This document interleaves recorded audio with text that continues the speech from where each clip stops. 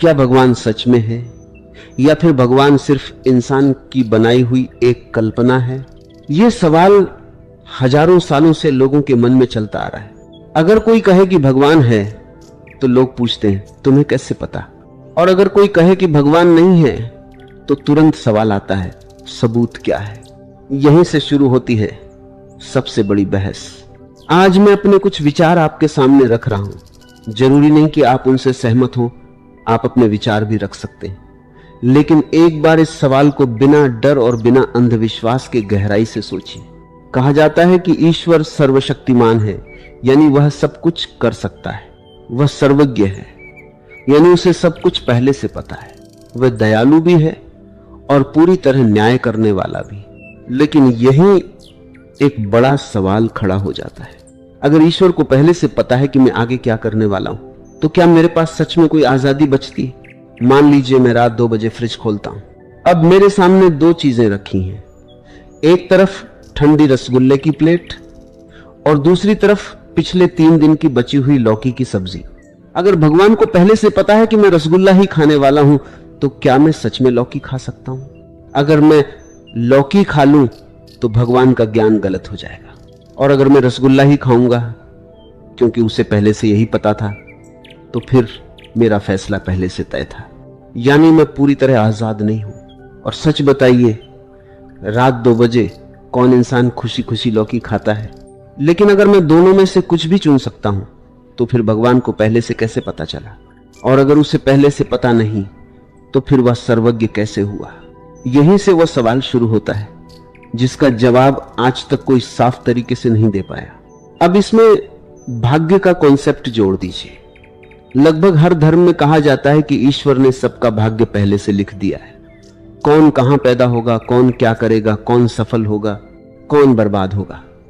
और फिर यही ईश्वर कहता है कि अगर तुम अच्छे काम करोगे तो स्वर्ग मिलेगा और बुरे काम करोगे तो नरक। अब सवाल यह है, अगर सब कुछ पहले से तय है तो इंसान जिम्मेदार कैसे हुआ? और अगर इंसान जिम्मेदार नहीं है तो उसे सजा या इनाम किस बात का? मान लीजिए ईश्वर ने पहले ही तय कर दिया कि राम रावण को मारेगा, तो क्या राम के पास कोई और विकल्प था? अगर नहीं था तो फिर राम को हीरो क्यों और रावण को विलेन क्यों? दोनों तो बस स्क्रिप्ट निभा रहे थे। अब सोचिए, क्या ऐसा ईश्वर न्यायप्रिय कहलाने के लायक है जो पहले इंसान के भाग्य में गलत काम लिखे और फिर उसी के लिए उसे सजा दे? अगर ईश्वर को मेरे जन्म से पहले ही पता था कि मैं बड़ा होकर सवाल पूछूंगा, तर्क करूंगा, उसके अस्तित्व पर शक करूंगा, तो क्या उसने मुझे सिर्फ नरक में भेजने के लिए पैदा किया? अगर हां, तो यह कैसा न्याय है? और अगर नहीं, तो फिर सजा क्यों? अब एक और बात सोचिए, अगर हम मान लें कि ईश्वर पूरी तरह न्याय करता है, तो इस दुनिया में इंसानी न्याय व्यवस्था की जरूरत ही क्यों पड़ी? हजारों साल से इंसान अदालतें बनाता आ रहा है, कानून बनाता आ रहा है, सिस्टम बनाता आ रहा है। क्यों? क्योंकि उसे ईश्वर के न्याय पर भरोसा नहीं है। अगर भरोसा होता तो अदालतों की क्या जरूरत थी? अगर सच में कोई सर्वशक्तिमान, सर्वज्ञ, न्यायप्रिय ईश्वर होता, तो इस दुनिया में इतना अत्याचार क्यों होता? इतनी हिंसा क्यों होती? इतनी मासूम जानें क्यों जाती? इस धरती पर पत्ता भी भगवान की मर्जी के बिना नहीं हिलता, ऐसा कहा जाता है। तो क्या जो ईमानदार होते हैं उनके साथ हमेशा कुछ न कुछ बुरा ही होता है? फिर कहा जाता है कि भगवान भले लोगों की परीक्षा लेते हैं, या फिर ये पिछले जन्म का पाप है। कैसी नासमझी भरी बातें लगती हैं ये सब। अगर किसी व्यक्ति ने गलत कर्म किए हैं तो उसकी सजा उसे इसी जन्म में मिलनी चाहिए। लोग कहते हैं भगवान के यहां देर है अंधेर नहीं, लेकिन आजकल जो समाज में हो रहा है, क्या सच में लगता है कि यह सब भगवान कर रहा है? मुझे तो लगता है कि भगवान और कर्मफल के नाम पर कुछ लोगों ने गलत व्यवस्था बना रखी है और लोगों का दिमाग इस तरह से मैनिपुलेट किया गया है कि वे ये बात समझ ही नहीं पा रहे। जो लोग भगवान को ज्यादा महत्व नहीं देते, वही लोग ज्यादा विकसित हैं और ज्यादा बुद्धिमान भी। क्या 3 साल के बच्चों का दुष्कर्म भगवान करता है? क्या मासूमों को सजा भगवान देता है? क्या जो बेईमान है भगवान उनकी मदद करता है उन्नति करने में? क्या जो समाज में ऊंच नीच की दीवार है वह भगवान ने बनाई है? अब जरा एक सच्ची जिंदगी की कहानी सुनिए। एक आदमी था, नाम मान लीजिए रामू। कोई बड़ा आदमी नहीं, कोई नेता नहीं, कोई बाबा नहीं, एक साधारण मजदूर। रामू ने कभी रिश्वत नहीं दी, कभी झूठ नहीं बोला, कभी किसी का हक नहीं मारा। सुबह 5 बजे उठता, मंदिर जाता, भगवान के आगे हाथ जोड़कर बस एक ही बात कहता, हे भगवान मेरे बच्चों को सुखी रखना। लेकिन हुआ क्या, उसका बेटा 5 साल का था। एक दिन स्कूल जाते वक्त ट्रक ने कुचल दिया। ड्राइवर शराबी था, पैसे देकर छूट गया। रामू कोर्ट गया, तारीख पर तारीख मिली, 10 साल केस चला। अंत में फैसला आया, सबूत नहीं है, बेटा मर गया, इंसाफ मर गया। लेकिन भगवान चुप रहा। लोग आए और बोले भगवान की मर्जी थी, पिछले जन्म का कर्म होगा। भगवान ने परीक्षा ली है। कौन सी परीक्षा, किस जुर्म की सजा?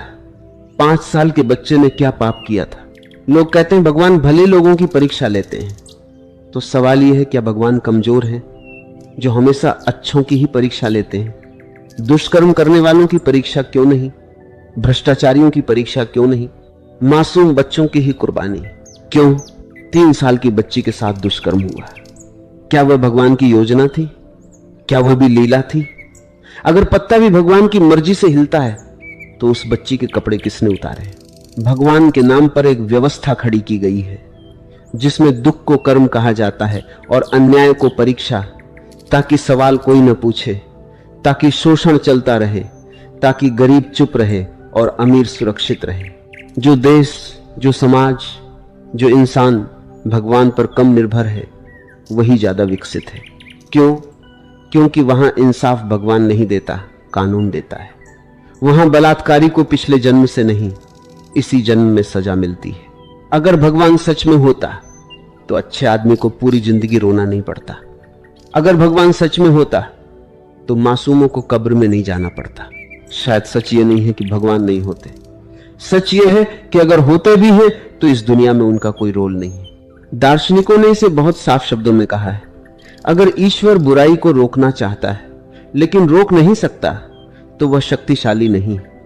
अगर रोक सकता है लेकिन रोकता नहीं तो वह दयालु नहीं है। और अगर रोक सकता है और रोकना भी चाहता है तो फिर बुराई है क्यों? कुछ लोग कहते हैं यह सब इंसान की परीक्षा है, लेकिन अगर ईश्वर सर्वज्ञ है तो उसे पहले से पता है कि कौन पास होगा कौन फेल, तो फिर परीक्षा किस लिए? कुछ कहते हैं यह आत्मा के विकास के लिए जरूरी है, तो फिर छोटे बच्चों का विकास किस बात का? 6 साल के बच्चे को कैंसर क्यों? नवजात बच्ची के साथ दरिंदगी क्यों? अगर ईश्वर को यह सब पहले से पता है और फिर भी वह होने देता है तो या तो वह बेहद क्रूर है या फिर वह है ही नहीं। अब कुछ लोग यहां एक नया रास्ता निकालते हैं। वो कहते हैं ईश्वर निर्गुण है, निराकार है, उसने बस दुनिया बनाई और इंसान को उसके हाल पर छोड़ दिया। अब वो इंसानी मामलों में दखल नहीं देता, सबका हिसाब कयामत के दिन होगा। कुछ कहते हैं नहीं, ईश्वर ने कर्म फल का सिद्धांत दिया है, हर इंसान को उसके कर्मों का फल मिलता है, ईश्वर को कुछ करने की जरूरत ही नहीं। अब जरा सोचिए, अगर कोई राजा खुद को सर्वशक्तिमान, दयालु और न्यायप्रिय कहे और फिर कहे कि मैंने बस राज्य बनाया है, अब तुम आपस में लड़ो, जो मरेगा मरे, जो लूटेगा लूटे, मैं आखिरी दिन फैसला करूंगा, तो क्या ऐसा राजा सम्मान के लायक होगा? क्या ऐसे राजा के लिए कोई कर देगा? क्या कोई कहेगा कि यह महान राजा है? अगर ईश्वर कुछ करता ही नहीं तो फिर पूजा क्यों, प्रार्थना क्यों, मंदिर मस्जिद चर्च क्यों? अगर सब कुछ कर्म अपने आप तय कर देता है तो फिर भगवान सिर्फ एक दर्शक बनकर क्यों बैठा है? अब इसी से जुड़ा एक और तर्क दिया जाता है, ईश्वर को तर्क से नहीं अनुभव से समझा जाता है। कहा जाता है कि ऋषि मुनियों ने, साधुओं ने, पैगंबरों ने ईश्वर को महसूस किया है। लेकिन सवाल यह है, क्या हर अनुभव सच होता है? क्या इंसान को कभी भ्रम नहीं होता? क्या किसी को सपना आए तो वह सच बन जाता है? अगर कोई कहे कि उसने ध्यान में भगवान को देखा तो दूसरा भी कह सकता है कि उसने ध्यान में एलियन देखा। अब किसका अनुभव सही और किसका गलत? कोई मशीन है जो अनुभव की जांच कर सके? नहीं, तो अनुभव सबूत नहीं होता, वह सिर्फ व्यक्ति की मानसिक अवस्था होती है। अब इसी बात को एक बहुत मजेदार उदाहरण से समझते हैं, जिसे वैज्ञानिक कार्ल सैगन ने बताया था। मान लीजिए आपका एक दोस्त आपसे कहता है, मेरे गैराज में एक आग उगलने वाला ड्रैगन रहता है। आप उत्साहित होकर कहते हैं, चलो दिखाओ। आप दोनों गैराज में जाते हैं, लेकिन वहां कुछ भी नहीं दिखता। दोस्त कहता है, अरे हां, मैं बताना भूल गया, ड्रैगन अदृश्य है, दिखाई नहीं देता। आप कहते हैं, ठीक है, अगर वह चलता होगा तो जमीन पर पैरों के निशान होंगे। दोस्त कहता है, नहीं, वो उड़ता है, जमीन को छूता ही नहीं। आप कहते हैं, तो उसकी आग की गर्मी तो महसूस होगी। दोस्त कहता है, नहीं, वो ठंडी आग उगलता है जिसमें गर्मी नहीं होती। आप कहते हैं, तो हवा में पाउडर छिड़क देते हैं, ड्रैगन की आकृति दिख जाएगी। दोस्त कहता है, नहीं, उसके शरीर पर कुछ चिपकता ही नहीं। अब बताइए, ऐसे ड्रैगन और न होने वाले ड्रैगन में फर्क क्या रह गया? जो न दिखे, न छुए, न मापा जाए, न महसूस हो, उसके अस्तित्व को साबित कैसे किया जाए? असल में वह ड्रैगन गैराज में नहीं, दोस्त के दिमाग में है। और बिल्कुल यही हालत भगवान की अवधारणा की है। हर सवाल पर उसकी परिभाषा बदल दी जाती है, हर जांच से उसे बाहर निकाल लिया जाता है ताकि उसे कभी गलत साबित ही न किया जा सके। अब कुछ लोग कहते हैं, अच्छा ये सब छोड़ो, ये दुनिया कैसे चल रही है? सूरज क्यों उगता है? धरती क्यों घूमती है? इतनी सुंदर व्यवस्था अपने आप कैसे बन गई? लेकिन सच्चाई यह है कि आज हमें पता है कि सूरज क्यों उगता है, धरती क्यों घूमती है, मौसम कैसे बनता है, जीवन कैसे विकसित हुआ। इन सब के पीछे प्राकृतिक नियम हैं जिनमें किसी भगवान की जरूरत नहीं पड़ती। और सबसे बड़ी बात यह है, जिस तरह से ये दुनिया चल रही है वही सबसे बड़ा सबूत है कि कोई सर्वशक्तिमान, दयालु, न्यायप्रिय नियंत्रक मौजूद नहीं। क्योंकि अगर होता तो व्यवस्था ऐसी नहीं होती। अगर हर घटना के लिए भगवान जिम्मेदार है तो फिर इंसान की कोई जिम्मेदारी बचती ही नहीं। और अगर इंसान जिम्मेदार है तो फिर भगवान का नियंत्रण खत्म हो जाता है। अब सवाल फिर वही लौट आता है। जो लोग कहते हैं कि ईश्वर सर्वशक्तिमान है, सर्वज्ञ है, सर्वव्यापी है, करुणामय है, न्यायप्रिय है, उन्हें यह सब कैसे पता चला? किस किताब से, किस मुलाकात से, किस प्रत्यक्ष प्रमाण से? क्या किसी ने भगवान का इंटरव्यू लिया है? क्या उसने खुद आकर कहा है कि मैं ऐसा हूं, वैसा हूं? लेकिन जब ये सवाल पूछे जाते हैं तो जवाब मिलता है, बस मान लो, विश्वास रखो, श्रद्धा रखो। लेकिन सोचिए, अगर सिर्फ विश्वास से सच बनता तो हर धर्म सही होता, हर भगवान असली होता और सब एक दूसरे से टकराते नहीं। विश्वास सच पैदा नहीं करता, विश्वास सिर्फ भ्रम को मजबूत करता है। अब आखिरी सवाल बचता है, अगर भगवान का कोई ठोस सबूत नहीं है, इतने विरोधाभास हैं, इतनी बुराइयां हैं, तो फिर इंसान भगवान पर भरोसा क्यों करता है? इसका जवाब बहुत सीधा है, डर और सहारा। जब इंसान कमजोर होता है, जब उसे लगता है कि उसके हाथ में कुछ नहीं, जब बीमारी आती है, गरीबी आती है, मौत सामने खड़ी होती है, तो दिमाग एक सहारा ढूंढता है। कोई ऐसा जो सब ठीक कर दे, कोई ऐसा जो कहे घबराओ मत, मैं हूं। और यहीं से भगवान पैदा होता है। असल में भगवान नहीं, बल्कि भगवान का आइडिया पैदा होता है। फिर यह आइडिया धीरे धीरे सिस्टम बन जाता है। धर्म बनता है रीति, रिवाज बनते हैं, गुरु, मौलवी, पादरी, बाबा पैदा होते हैं। और फिर डर को बिजनेस में बदल दिया जाता है। कहा जाता है, डरो नहीं तो नर्क मिलेगा, माना तो स्वर्ग मिलेगा, चढ़ावा दो, दुआ कबूल होगी, न माने तो विपत्ति आएगी। और सबसे खतरनाक बात यह होती है, इंसान को उसकी जिम्मेदारी से मुक्त कर दिया जाता है। जो अच्छा हुआ भगवान की कृपा, जो बुरा हुआ भगवान की मर्जी।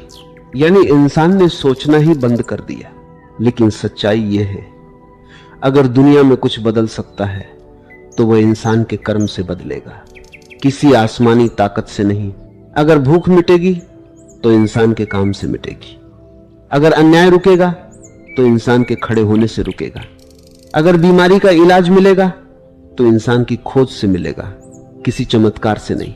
इतिहास उठाकर देख लीजिए, बिजली भगवान ने नहीं दी, वैक्सीन भगवान ने नहीं बनाई, कानून भगवान ने नहीं बनाए, अधिकार भगवान ने नहीं दिए, ये सब इंसान ने खुद हासिल किए, और जहां जहां इंसान ने भगवान के भरोसे सब छोड़ दिया, वहीं सबसे ज्यादा गरीबी, अंधविश्वास और शोषण हुआ। इसका मतलब यह नहीं कि इंसान को उम्मीद नहीं रखनी चाहिए। उम्मीद बहुत जरूरी है, लेकिन उम्मीद खुद से रखो, एक दूसरे से रखो, किसी अदृश्य ताकत से नहीं। क्योंकि जब तुम कहते हो भगवान सब ठीक कर देगा, तो असल में तुम कह रहे होते हो मैं कुछ नहीं करूंगा, और यही सबसे बड़ा नुकसान है। अब आखिर में फिर वही सवाल, भगवान के न होने का सबूत क्या है? तो जवाब यह है, जिस चीज का कोई प्रत्यक्ष प्रमाण नहीं, जिसकी परिभाषा हर सवाल पर बदल दी जाए, जो हर जांच से बाहर निकाल ली जाए, जिसके गुण आपस में टकराते हो और जिसकी मौजूदगी से दुनिया में कोई फर्क न पड़ता हो, ऐसी चीज को सच मानने की कोई तर्क संगत वजह नहीं बचती। इसलिए सवाल यह नहीं होना चाहिए कि भगवान के न होने का सबूत क्या है। सही सवाल यह होना चाहिए कि भगवान के होने का सबूत क्या है। और जब तक वह सबूत सामने नहीं आता, तब तक सच यही है कि इंसान अपनी किस्मत का खुद जिम्मेदार है, अपने फैसलों का खुद मालिक है और अपने समाज का खुद निर्माता है। डर के सहारे नहीं, समझ के सहारे जियो, श्रद्धा नहीं, तर्क के रास्ते चलो। क्योंकि जब इंसान सोचता है, तभी समाज बदलता है, और शायद यही सबसे सच्चा धर्म है। 8